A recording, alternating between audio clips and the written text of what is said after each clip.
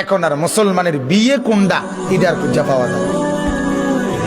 পুরা অনুষ্ঠানের মধ্যে সবই হয়েছে, বিয়ে হয়েছে কোনানে এটার কয়ে পাওয়া যায়। বুঝেন নাই কথা?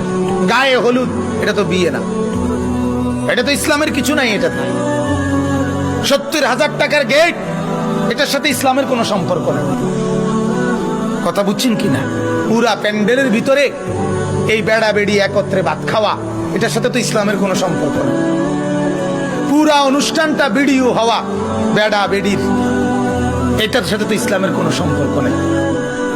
মেয়েটা যেখানে সাজাইতেছে সেখানে সবগুলো ফোলা জোয়ান জোয়ান ছেলে গিয়া গিয়া প্রত্যেকে নিজ নিজ মোবাইলে ছবি উঠাইতেছে, বড় বড় মোবাইল দিয়া। এটার সাথে ইসলামের কোনো সম্পর্ক আছে? নাই। ছেলেটা যেখানে বর বয়াইছে, হ্যাঁ, তার লগে যে জোয়ান জোয়ান বেড়ি মহিলা মেয়ে এই অসভ্য করে যে লগে বসাইলো, হ্যাঁ, কতগুলো জানোয়ার, কতগুলো নর্তকী পাশে যে বসাইলো, এটার সাথে ইসলামের কোনো সম্পর্ক আছে?